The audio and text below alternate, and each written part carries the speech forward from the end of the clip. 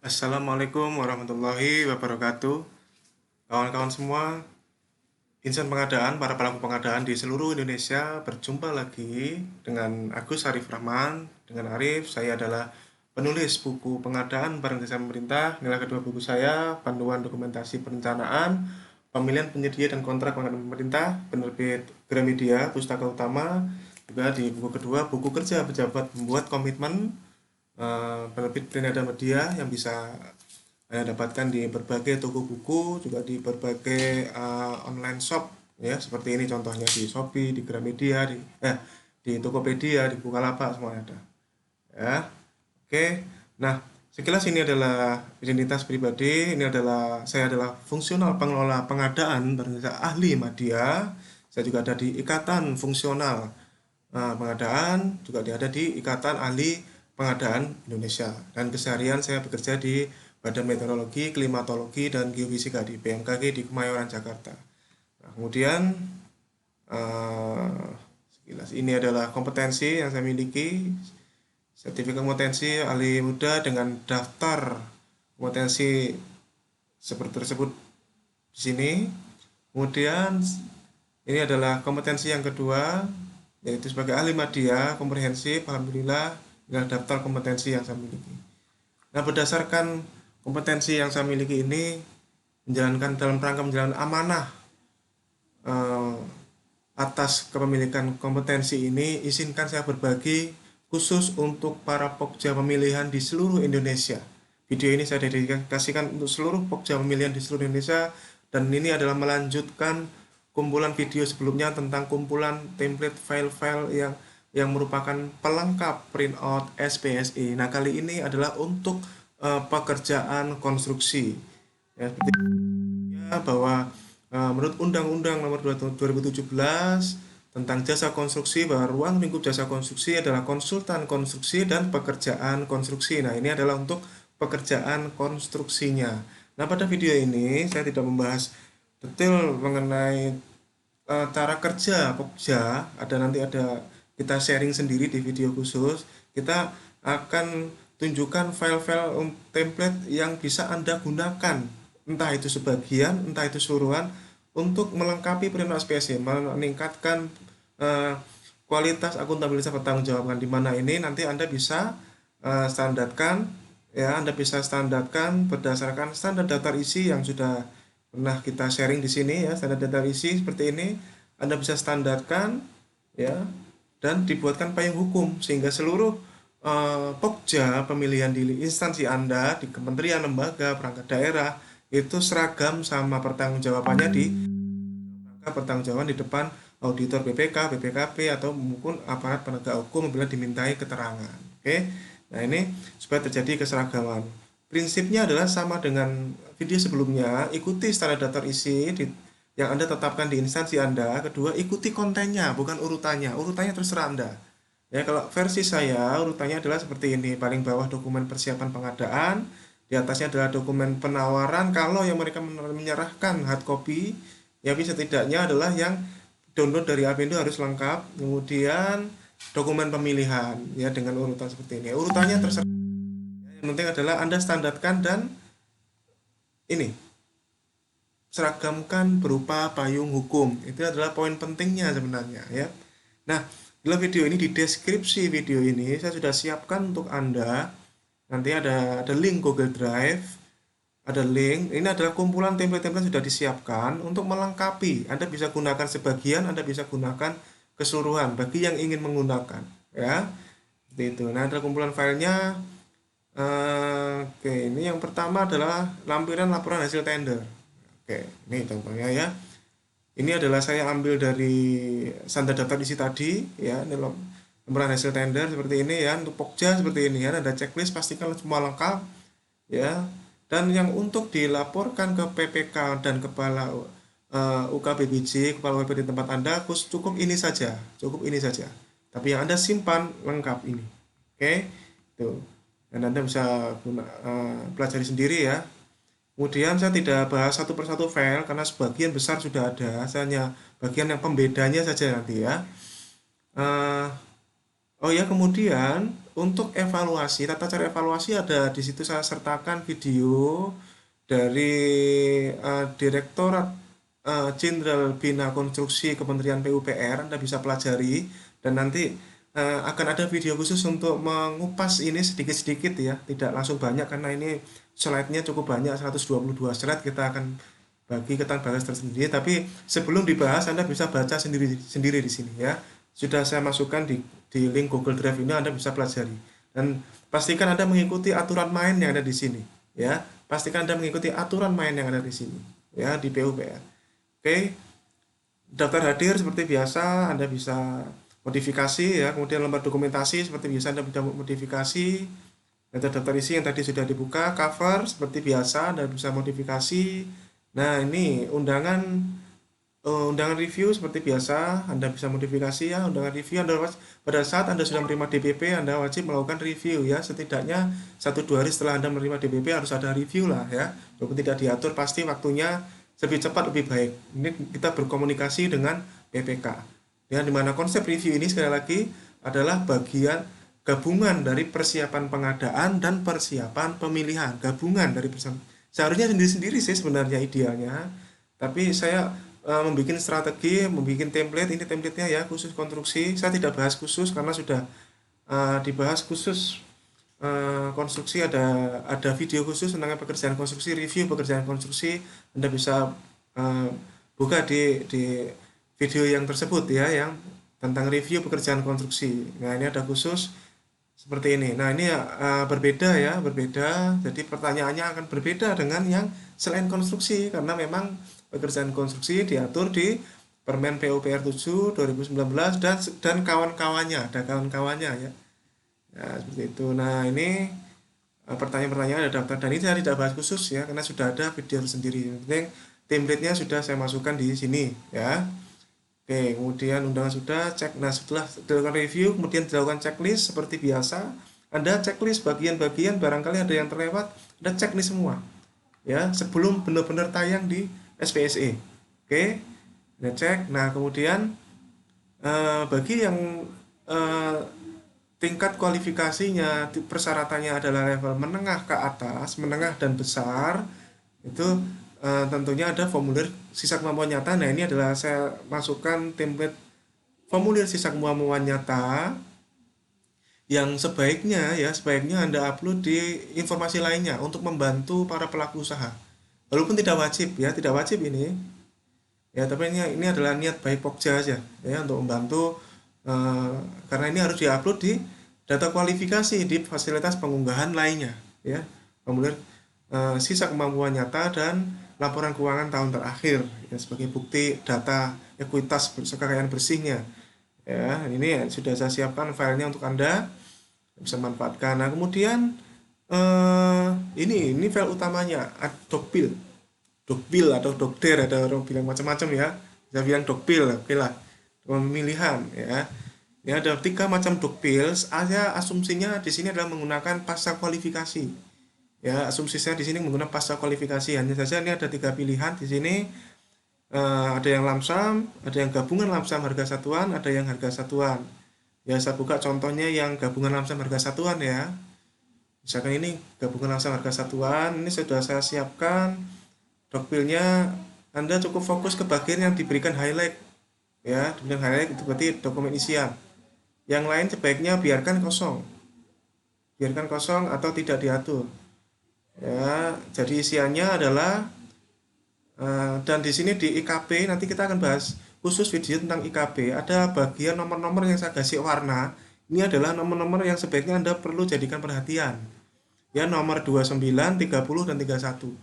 Anda pelajari karena ini adalah aturan main untuk evaluasi. Aturan main untuk evaluasi sampai pembuktian kualifikasi. Nah, saya berikan warna.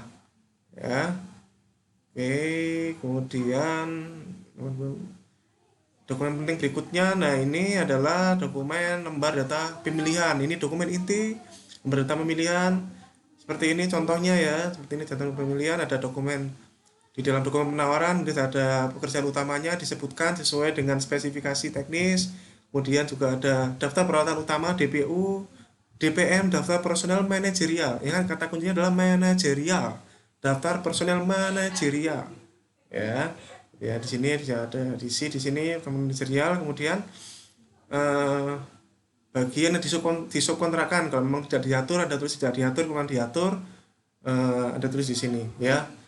Nanti Anda bisa pelajari di slide yang evaluasi tadi, ada untuk menengah sama besar itu ada bagian-bagian yang memang sebaiknya seharusnya adalah di subkontrakan, ya, dan nanti kita bisa pelajari. Nah, kemudian dokumen RKK, ya ini diatur di sini. Anda identifikasi, Anda konsultasikan dengan konsultan perencana di tempat Anda, juga Anda ambil dari spesifikasi teknis, ya, identifikasinya apa saja disebutkan di sini. Ya, ini penting disebutkan karena ini nanti akan mereka menawarkan berdasarkan tabel ini, tabel RKK ini berdasarkan LDP, ya, bunyi di sini. Ya, kemudian ini khusus di atas 10%, diatur seperti ini, jaminan sangka banding diatur, jaminan pelaksanaan, ya, jaminan uang muka, ya. Ini khusus untuk yang gabungan lamsam harga satuan. Kalau yang lamsam sampai huruf R saja ada bagian yang tidak diatur, yaitu penyesuaian harga. Saya sebenarnya kurang tahu persis kenapa penyesuaian harga tidak diatur di lamsam. Ini jelas standar dokumennya seperti itu, ya. Standar dokumen seperti itu.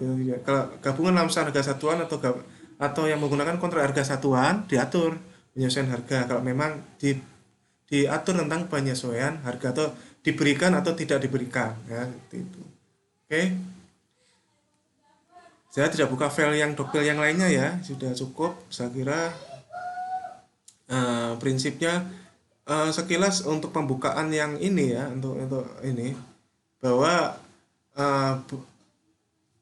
beberapa penyebab terjadinya kegagalan tender itu adalah karena 3 hal ini menurut pengalaman, yaitu tahapan penjelasan tender tidak dilakukan, ya, hanya sebatas jadwal, kemudian kriteria persyaratan terlalu banyak dan tidak diatur oleh ketentuan.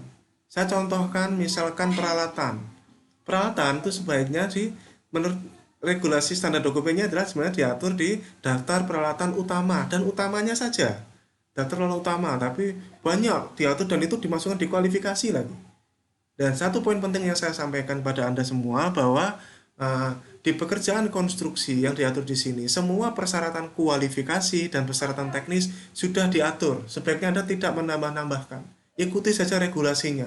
Kemudian kontennya mengikuti spesifikasi teknis yang ditetapkan oleh PPK. Tidak perlu menambah-nambahkan lagi. Ya, sekali lagi persyaratan kualifikasi sudah diatur, persyaratan teknis sudah diatur. Oke, itu pekerjaan konstruksi seperti itu. Sama kayak model kayak jasa konsultan, sudah diatur persyaratan teknis dan kualifikasinya. Konstruksi juga sama, sudah diatur persyaratan kualifikasi dan teknisnya. Dan biasanya karena kita terlalu banyak menambahkan persyaratan yang tidak diatur oleh ketentuan, ya. Kemudian kemampuan memahami dokumen, ya, tidak seragamnya memahami dokumen yang dimaksud. Ini adalah 3 penyebab utama, ya, 3 penyebab utama yang terjadi kegagalan tender. Ya, ini sekilas kita membahas ini. Kemudian kita lanjut langsung ke setelah itu tayang, ya, setelah tayang kemudian pemberian penjelasan kalau memang diperlukan undangan, Anda mengundang orang luar, ya, misalkan konsultan perencana atau dari narasumber dari PUPR misalkan di tempat Anda, silakan menggunakan undangan, contoh undangannya ada di sini. Nah, kemudian ini adalah berbagai berita acara. Berbagai berita acara dan di mana ini nomor 5 yang Excel ini yang menjadi kuncinya. Ya, saya sudah siapkan untuk Anda di sini file Excel untuk kertas kerja, ya. Contohnya ini sudah saya contohkan, ya. Ini dari covernya khusus untuk evaluasi saja cover yang ini, ya. Kalau cover yang umum pemilihan yang tadi yang di depan tadi ini khusus untuk evaluasi spesial, ada covernya sendiri.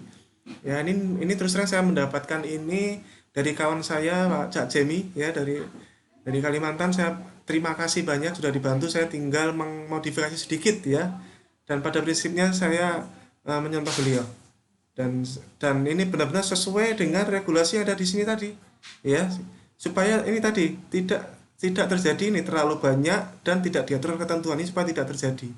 Jadi semua tabel di Excel ini sudah diatur supaya kita tidak menambah-nambahkan, ya. Kemudian di sini ada kertas kerja pemeriksaan indikasi persekongkolan, ya, di kertas kerjanya di sini, ya, indikasi persekongkolan. Kemudian evaluasi administrasi, ya. Evaluasi administrasi di sini eh, ada beberapa di sini ya, evaluasi administrasi tentang surat penawaran ya, jangka waktu, kemudian dokumen penawaran, apakah di sini ada metode di dokumen penawaran teknis ya, tinggal dicek di Apindo-nya ya. Kalau ada berarti lulus administrasi ya. Jangka waktu, peralatan utama, personal manajerial, bagian personal di subkontrakan dan dokumen RKK. 6 bagian ini. Kalau ini tidak lengkap, maka dia sudah lulus gugur di administrasi. Kalau ini tidak diupload di Apindo kosongan filenya, berarti dia sudah gugur di administrasi. Ya, ini KSO kalau memang apabila ber-KSO jaminan penawaran apabila menengah ya, menengah dan besar dan dokumen penawaran harga. Apabila memang dipersyaratkan biasanya dokumen penawaran harga ini digunakan sebaiknya adalah untuk yang struktur HPS-nya gelondongan sehingga dia harus mengupload harga satuan daftar kuantitas dan harga di upload yang terpisah di Apindo ya. Seperti itu. Nah, ini sudah di evaluasi administrasi ya. Kemudian evaluasi kualifikasi ada di sini. Ini kualifikasi dulu dicek IUJK ya, IUJK, SBU. Syaratnya hanya ini kualifikasi. Sebaiknya jangan apa menambah-nambahin ya. IUJK, SBU ya sesuai dengan klasifikasi ya. Kemudian TDP atau NIB, TDP atau NIB. Nah, kemudian perpajakan, kemudian akte pendirian, tempat usaha atau kantor ya, jangan sampai di bawah pohon kantornya ya. Kalau perlu datengin, kalau menurut saya datengin ya, apalagi kalau belum dikenal datengin ya. Datengin atau lakukan Vicon di mana Viconnya mereka sudah tunjukkan kondisi kantornya. Itu juga strategi tersendiri untuk klarifikasi kualifikasi. Ya, lakukan Vicon ya, terus mereka suruh tunjukkan videoin, tunjukkan kamera ke kamera kantornya ya, mereka Vicon di kantor ya. Itu bisa strategi tersendiri untuk COVID-19 ini ya. Daftar hitam, terus apabila KSO dan untuk yang diberlakukan KD ya. Ini itu adalah kualifikasi administrasi. Yang kedua adalah kualifikasi teknis. Di sini dipersyaratkan pengalaman ya, pengalaman dan tenaga tetap, kepemilikan tenaga ya. Kemudian kemudian di sini evaluasi kemampuan keuangan ya, di mana SKN, SKP apabila itu adalah menengah dan besar. Oke. Ya, yang saya tahu sekarang kualifikasi threshold untuk menengah itu dilakukan peninjauan kembali di Mahkamah Konstitusi dan saya mendengar dari yang 10 miliar disetujui bahwa itu 2,5 miliar, cuma oleh PUPR belum direspon dengan revisi peraturan. Artinya sepanjang PUPR 7 ini belum direvisi berarti kita asumsikan masih menggunakan regulasi yang ini ya. Seperti itu, oke. Jadi persyaratan kualifikasi sebenarnya ini sudah kualifikasi administrasi, teknis, kualifikasi teknis dan kualifikasi kemampuan keuangan. Tidak perlu Anda nambahkan lagi. Yang di luar ini Anda tidak perlu nambahkan. Jadi yang Anda masukkan ke SPSE cukup yang ada di kertas kerja ini saja. Yang Anda persyaratkan di SPSE cukup yang Anda ada di kertas kerja ini saja. Ya, ini dijadikan panduan. Kemudian evaluasi teknis sudah diatur juga metode, jangka waktu pelaksanaan ya. Hanya menyampaikan jangka waktunya bukan jadwal. Bukan jadwal, jangka waktunya saja. Daftar personal manajerial bisa diambil dari LDP. Yang tabel yang tadi ya. Sekali lagi ini hanya manajerial. Manajerial di standar dokumen hanya 3 sebenarnya yang diatur paling enggak, yaitu manajer proyek, manajer teknik, dan manajer keuangan. Hanya 3 aja sebenarnya yang diatur. Selebihnya bisa Anda tambahkan sesuai kebutuhan, tapi sifatnya adalah manajerial. Ingat, manajerial. Ya, dan itu manajerial. Kemudian data peralatan utama. Kata kuncinya adalah utama. Saya sering melihat juga dibesarkan sampai ember, palu juga besarkan, terlalu apa ya, konyol ya. Ingat, ini adalah utama saja saya. Ya, misalnya memiliki dump truck sekian, memiliki crane sekian, ukuran sekian, misalkan seperti itu ya. Peralatan utamanya saja. Kemudian dokumen RKK pastinya ya, seperti ini. Jadi ini ada di luar hal ini Anda jangan persyaratkan sebaiknya ya. Di luar kertas kerja ini Anda jangan persyaratkan. Oke, saya tekankan ini penting. Nah, kemudian kertas kerja evaluasi harga ya. Di sini kertas kerja evaluasi harga, persentase HPS dan di ranking ya. Kemudian beberapa sheet tambahan. Di sini ada contohnya adalah ada lampiran berita acara klarifikasi harga satuan penawaran di atas 110%. Ada berita acaranya di sini. 110%. Nah, ini ada berita acaranya ya. Nah, berita acara klarifikasi penawaran harga di atas 100%. Jadi kalau yang mereka menawarkan di atas 100%, lakukan prosedur ini, kawan-kawan. Nah, di mana kata kerjanya adalah ini, ya, kata kerjanya dan ini lakukan, apakah dapat dibuktikan atau tidak dapat dibuktikan. Apapun hasilnya, bunyikan di berita acara klarifikasi penawaran harga di atas 100% ini. Oke. Kemudian juga ada lagi, saya tunjukkan lagi berita acara klarifikasi harga timpang. Ini adalah sebenarnya kelanjutan dari yang 110% tadi, kelanjutannya. Ini adalah lampirannya, ya, lampirannya. Kita nanti bisa bahas sendiri ini lampirannya. Ada contohnya di sini lampirannya yang harga timpang, kemudian ini berita acaranya. Nah, ini ada berita acara klarifikasi harga timpang. Ini lagi klarifikasi, Mas, ya, klarifikasi.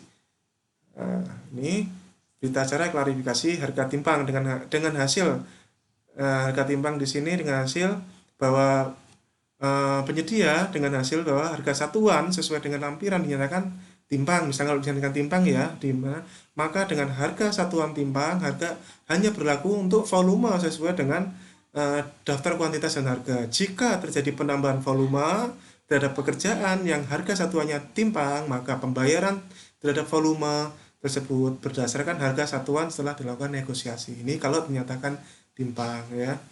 Gitu. Yang tadi yang 110% pernyataannya adalah harga satuan penawaran dinilai di atas 1% dari harga satuan terlampir telah dilakukan klarifikasi dengan ketentuan apabila setelah dilakukan klarifikasi ternyata harga satuan tersebut dapat dipertanggungjawabkan sesuai dengan harga pasar, maka harga satuan tersebut dinyatakan tidak timpang ya. Dan apabila harga satuan tersebut tidak dapat dipertanggungjawabkan, maka harga tersebut dinyatakan timpang. Kalau dinyatakan timpang, maka dia harus berlanjut ke berita acara yang selanjutnya tadi. Ya, semoga bisa dipahami seperti itu ya kata kerjanya. Oke, ini kata kerja klarifikasi harga timpang. Kemudian ada kata kerja lagi yang berita acara klarifikasi penawaran harga tanpa satuan. Jadi ada item yang dikosongkan, ya. Apakah itu tidak digugurkan? Tidak, diklarifikasi, tidak digugurkan. Ya, ini harga satuan penawaran 0. Nah, ini ada berita acaranya. Di sini telah dilakukan klarifikasi terhadap jenis pekerjaan yang tidak diberikan harga satuan, dianggap sudah termasuk dengan harga satuan pekerjaan yang lain dan harga satuan pada daftar kuantitas dan harga tetap dibiarkan kosong. Dan jenis pekerjaan yang tidak tercantum disesuaikan dengan jenis pekerjaan yang tercantum dalam dokumen pemilihan dan harga satuan pekerjaan dimaksud dianggap 0 ya, tidak digugurkan tapi diklarifikasi. Kalau misalkan iya Pak, ini kekhilafan saya, ini saya tidak menawarkan, berarti bisa digugurkan, di situ dia mundur misalkan. Tapi kalau memang itu dianggap bagian ya itu diklarifikasi dan diberita acarakan seperti ini. Dan ini kertasnya ya, berita acara klarifikasi penawaran harga tanpa satuan. Nah, seperti itu. Dan satu lagi ada klarifikasi terakhir. Jadi ada 4 klarifikasi kalau memang itu berjalan, yaitu ini terakhir harga di bawah 80%, maka akan dilakukan evaluasi kewajaran harga. Jadi evaluasi kewajaran harga dilakukan kalau penawaran harganya di bawah 80% saja ya, saja. Ya, ini ada berita acaranya ya. Evaluasi kewajaran harga. Nah, di sini hasilnya hasil klarifikasi kewajaran harga terlampir yang di Excel tadi untuk harga penawaran di bawah 80% HPS, yaitu total harga penawaran lebih besar dari hasil evaluasi, maka harga penawaran dinyatakan wajar. Nah, kesediaan menaikkan dan menyatakan di sini kesediaan menaikkan jaminan pelaksanaan menjadi 5% dari nilai total HPS apabila ditunjuk sebagai pemenang tender. Dan ini diberitaacarakan dan ini lampirannya ya, ini lampirannya. Ya, ini lampirannya. Oke, seperti itu. Nah, ini lampirannya. Oke, ini di bawah 80%. Nah, kemudian satu lagi ada lagi surat pernyataan. Kalau memang dia menyatakan itu ada kelanjutannya, yaitu surat pernyataan jaminan pelaksanaan.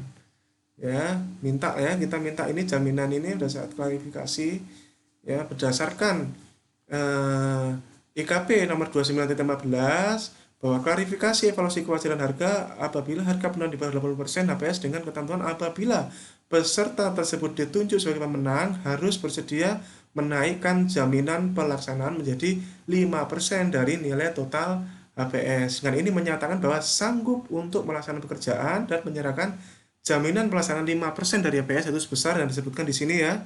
Kedua, sanggup menyelesaikan pekerjaan di atas tepat waktu selama sekian hari kalender. Dan nomor 3 ini diambil dari pasal 17 ayat 2 Perpres 16. Jadi dia wajib bertanggung jawab atas pelaksanaan kontrak, kualitas, ketepatan volume, waktu penyerahan, dan tempat penyerahan. Dan apabila kami melanggar maka bersedia menerima. Nah ini dimintakan ya. Apabila ini kelanjutannya yang tadi di bawah 80% dari HPS, dari kewajaran harganya. Oke. Jadi itu adalah rentetan prosedur yang bisa Anda lakukan pada saat evaluasi penawaran ya, seperti itu. Ini kata kerjanya keseluruhan adalah ini.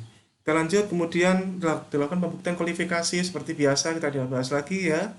Pembuktian kualifikasi ada kalau misalnya dilakukan negosiasi, lah ini sudah ada prosedurnya juga sama, template-nya saya ngambil dari yang lain ya template-nya, dan terakhir adalah laporan hasil tender. Nah itu kawan-kawan semua, kumpulan template pelengkap SPSE, printout SPSE yang bisa Anda gunakan ya. Kemudian semoga ini bisa Anda manfaatkan untuk semuanya. Sukses buat kita semuanya. Apabila ada yang salah saya mohon koreksi, mohon maaf ya. Ini saya hanya berbagi saja. Berbagi. Artinya ambil kalau Anda Anda mau ambil, tapi tidak perlu Anda perdebatkan kalau memang Anda tidak mau mengambilnya. Ya, karena saya melakukan ini juga semuanya berdasarkan regulasi yang ada, juga berdasarkan ya file-file ini juga dengan file-file yang lain dari Kementerian PUPR ya, supaya kita tidak salah, minimal secara administrasi prosedurnya kita sudah benar ya. Baik, terima kasih, sukses buat kita semuanya. Pesan moral, apapun yang Anda lakukan di pengadaan jangan korbankan orang-orang yang menunggu Anda di rumah. Terima kasih. Assalamualaikum warahmatullahi wabarakatuh. Salam pengadaan.